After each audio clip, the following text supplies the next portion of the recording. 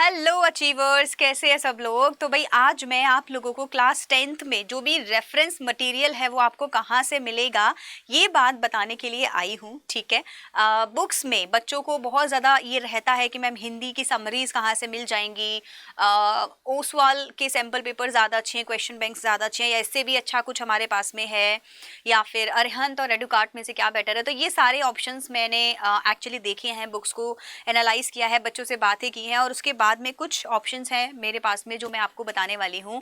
NCERT कितना important है, grammar के लिए आपको कैसे तैयारी करनी है, रीडिंग राइटिंग में कैसे फोकस करना है, ये सारी चीज़ें आज की वीडियो में मैं आप लोगों को बताने वाली हूँ। वीडियो को एंड तक देखना, छोटा सा वीडियो होने वाला है, और वीडियो को एक बार लाइक कर दो और हम लोग कंटिन्यू करते हैं आज का वीडियो, जिसमें मैं आपको बताने वाली हूँ best reference for English, reference books basically for English. English के लिए आपको क्या क्या इंपॉर्टेंट रहेगा। ठीक है, तो चलो इंग्लिश में जब हमें तैयारी करनी है तो ऑफ कोर्स हमको क्या क्या चीज़ें चाहिए। हमको लिटरेचर से रिलेटेड मटेरियल चाहिए, रीडिंग सेक्शन से रिलेटेड मटेरियल चाहिए जिसमें आपको रीडिंग कॉम्प्रिहेंशन सॉल्व करने हैं, राइटिंग सेक्शन से रिलेटेड मटेरियल चाहिए जिसमें आपकी शॉर्ट स्टोरीज हो जाएंगे, एंड देन उसके बाद में एनालिटिकल पैराग्राफ आएगा, वो हो जाएगा, और ग्रामर से रिलेटेड होना चाहिए जिसमें क्या आपकी ग्रामर की तैयारी हो जाए। तो मैं सारी बुक्स आपको इसमें प्रोवाइड कराने वाली हूँ। कौन कौन सी बुक्स हैं एक्चुअली जो आपको पढ़नी चाहिए या आपके पास में होनी चाहिए।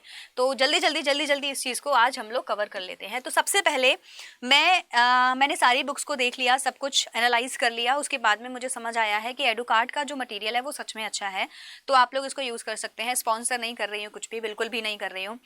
मैंने एक्चुअली इन बुक्स को खोला है, गाइड्स टाइप के ये जो हैं, तो इसमें अच्छा मटेरियल है, आपको मिल जाएगा, और आपके question answers and sample papers एक तरह से इसमें आपको अच्छे से मिल रहे हैं, कवर हो रहे हैं, क्वेश्चन आंसर्स अच्छे दिए हुए हैं, प्रैक्टिस आप कर सकते हैं। आंसर्स की जो लैंग्वेज है वो मुझे पसंद आई, टू बी वेरी ऑनेस्ट, और इसको मैं अरिहंत से ऊपर इसीलिए रख रही हूँ क्योंकि अरिहंत में मैंने बहुत सारे मिस्टेक्स देखे। जो ऑब्जेक्टिव्स हैं उनके तो आंसर्स ही गलत हैं बहुत सारों के, तो मैं किसी को, ऐसा नहीं है, आप लोग खुद ही चेक करते होगे तो आपने रियलाइज़ किया होगा। तो मेरे हिसाब से एडुकार्ट का सैम्पल जो क्वेश्चन बैंक है वो आपके पास में होना चाहिए, तो इससे आप अच्छी तैयारी कर सकते हैं। इसके अलावा अगर आपके पास में अरिहंत भी है सो आई वुड से कि आप उसको भी ऑप्शन में रखें, क्योंकि मटेरियल इन लोगों ने क्या किया हुआ है ना, एक तरह से इकट्ठा किया हुआ है अपने पास में, और उसी को कस्टमाइज करके आपको दिया है। तो इसकी लैंग्वेज मुझे ज़्यादा पसंद आई, इसीलिए मैंने इसको नंबर 1 पे रखा हुआ है।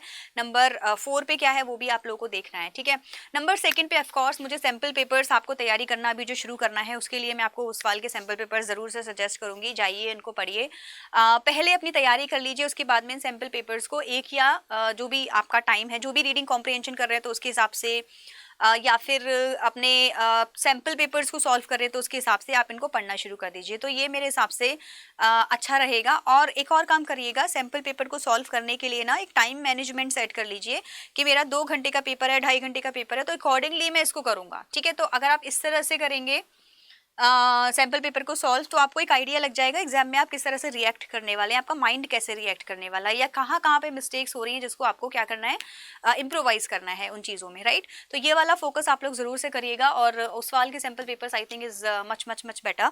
इससे भी ऊपर बच्चों देखो, ये जितने भी गाइड्स एंड रेफरेंस बुक्स होती है ना, मैं एक आपको एक बहुत इंपॉर्टेंट चीज़ बता देती हूँ, आपको एक्चुअली इन सब चीज़ों की ज़रूरत होती नहीं है अगर आप एनसीईआरटी को ढंग से पढ़ लें। बट बच्चों के साथ में प्रॉब्लम एक ये हो जाती है कि वो मेहनत नहीं करना चाहते, कहीं से भी यहाँ वहाँ से मिल जाए। मैंने एक आपको वीडियो में बताया भी है कि ये वाली थी ना जिसमें प्रोडक्टिव वीक आपका कैसे बनाना है, उसमें मैंने बताया भी है कि ये जो है ना, उस वाल का आपको क्वेश्चन बैंक मिल जाएगा। क्वेश्चन बैंक में तो चलो क्वेश्चन है, बट जहाँ रेफरेंस मटेरियल आपको मिलता है वो एक्चुअली किसी के नोट्स हैं बनाए हुए, किसी कंटेंट राइटर ने बैठ के नोट्स बनाए हैं इस लैंग्वेज में कि आपको समझ आ जाए, या उसने अपने हिसाब से वो नोट्स बनाए हैं। तो अब आप अपने हिसाब से नोट्स बनाइए, ठीक है, दूसरे के ना खरीद के अपने नोट्स बनाइए, पैसा इनमें ना बर्बाद करेंगे तो ज़्यादा अच्छा है। मैं इसीलिए लाई है क्योंकि बच्चों ने डिमांड की थी। अदरवाइज मैं समझती हूँ कि एनसीईआरटी में से आपका 80 to 85% काम वैसे ही हो जाएगा। आपको बुक्स पढ़नी है, देखो 2 चीज़ें करो, चैप्टर एनसीईआरटी में से पढ़ लो, ठीक है, एनसीईआरटी का चैप्टर आपने कवर कर लिया। अगर आपको लगता है कि आपकी इंग्लिश वीक है या आपको चैप्टर समझने में दिक्कत आ रही है तो आप इसकी हिंदी समरी कहीं पे देख लो, किसी वीडियो में देख लो, या फिर किसी भी बुक में, ऑफ कोर्स इनमें हिंदी की मटेरियल मिल जाती है, अदरवाइज ऑनलाइन मिल जाती है। ऑनलाइन बहुत सारे वेबसाइट्स हैं, अगर आप चाहते हो कि मैं आपको वेबसाइट्स भी बताऊँ, वैसे आपको पता होंगे आई एम श्योर, अगर आप चाहते हो बताओ तो मुझे कॉमेंट सेक्शन में लिखो कि मैम हमें वेबसाइट्स भी बता दीजिए जहाँ पे हिंदी मटीरियल भी मिल जाएगा, ठीक, तो मैं आपको वो दे दूंगी। अदरवाइज कोशिश करो कि आप ये चैप्टर्स को पूरा पूरा पढ़ लो और अपनी लैंग्वेज में समरी लिख लो, ठीक है। जो समरी है ना वो आपके लैंग्वेज में होनी चाहिए। समरी को कहीं देखो मत, किसी वेबसाइट पे या कहीं मत देखो, अपनी लैंग्वेज में इंग्लिश में समरी लिखो। समझने के लिए हिंदी में चाहिए तो वो कहीं जाके देख लो, किसी भी वेबसाइट पे आपको मिल जाएगी आसानी से, किसी बुक में भी मिल जाएगी, राइट। तो ये एनसीईआरटी की जो बुक है ये आपके लिए पढ़ना बहुत ज़रूरी है। मेरे हिसाब से ज़्यादा टाइम आपको इस पर देना चाहिए किसी भी चैप्टर के लिए, इंग्लिश किसी भी सब्जेक्ट के लिए, नॉट ओनली अबाउट इंग्लिश। आप किसी भी सब्जेक्ट का एनसीईआरटी अगर समझ लेंगे अच्छे से तो मेरी बात मानिए, आपको और किसी रेफरेंस बुक की ज़रूरत नहीं है। इसके अलावा फ्री ऑफ कॉस्ट की अगर हम बात करें ना, तो यूट्यूब पे जो मेरे वीडियोज़ हैं आप उनको देख लीजिए, आपके लिए बहुत है बच्चे। मैं कॉन्फिडेंटली ये चीज़ कह सकती हूँ कि ये टर्म 1 का ऑलमोस्ट मैं सिलेबस करा चुकी हूँ, और टर्म 2 वाला जो सिलेबस है, 1-2 चैप्टर अगर इधर उधर हैं तो वो आपको मैंने लास्ट ईयर कराए थे क्लास 10th के बच्चों को, आप उसको देख लीजिए। आपको इससे ज़्यादा कुछ भी पढ़ने की कहीं भी ज़रूरत नहीं है।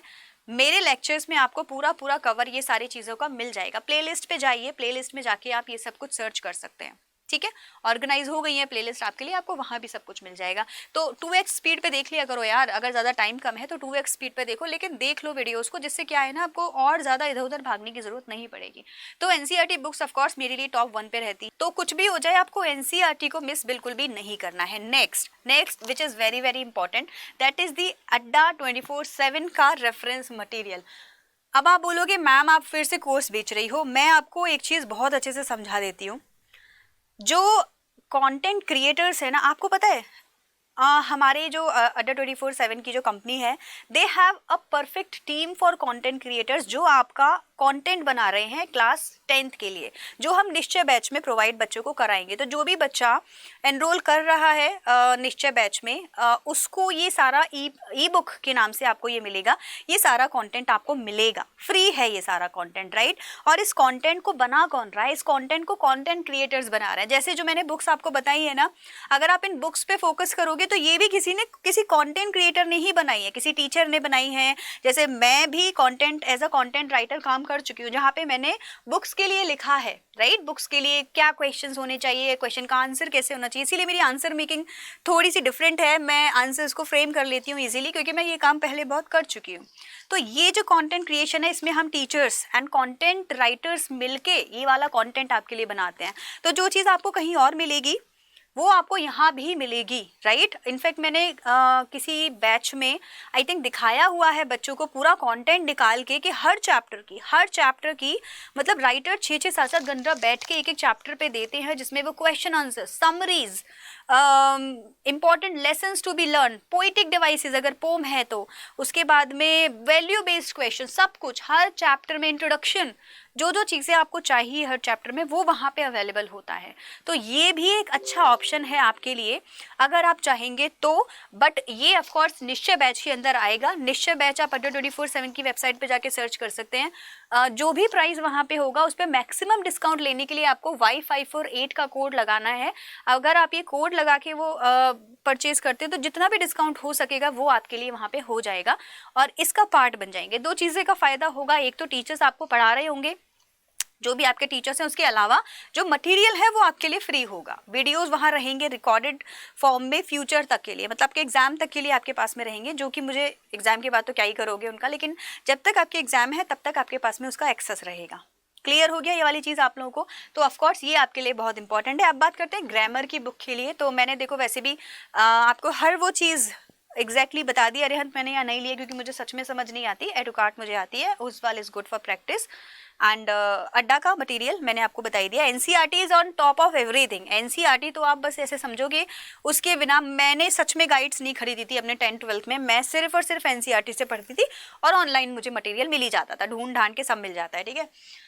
सो इंग्लिश ग्रामर के लिए रेनिन मार्टिन इज इनफ। जो जो ग्रामर के कॉन्सेप्ट आपके एग्जाम में आ रहे हैं, फिलहाल के लिए पूरी बुक पढ़ने की जरूरत नहीं है। जो जो पार्ट्स आ रहे हैं, जैसे रिपोर्टेड स्पीच का हो गया, एडिटिंग का हो गया, सब्जेक्ट वर्ब कॉनकॉर्ड का हो गया, वो वाला पार्ट आप रेनिन मार्टिन में से कर सकते हैं। इसमें एक्सरसाइजेस बहुत ज़्यादा है, ठीक है।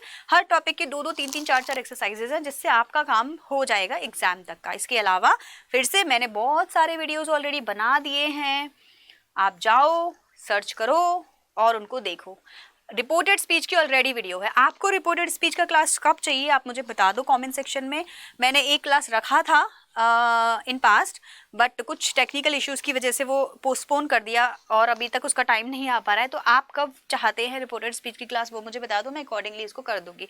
अब बात आती है रीडिंग कॉम्प्रिहेंशन के लिए, तो बेटा प्रीवियस ईयर के क्वेश्चन पेपर्स को जाके सर्च करो cbsc.nic की वेबसाइट पे, NIC राइट आप उस पर जाएंगे तो वहाँ पे प्रीवियस ईयर क्वेश्चन पेपर है, उन सारे रीडिंग कॉम्प्रिहेंशंस को सॉल्व करो एक दिन में एक, अदरवाइज ऑल्टरनेटिव डेज में सॉल्व करना अब आप शुरू कर सकते हैं, ठीक है।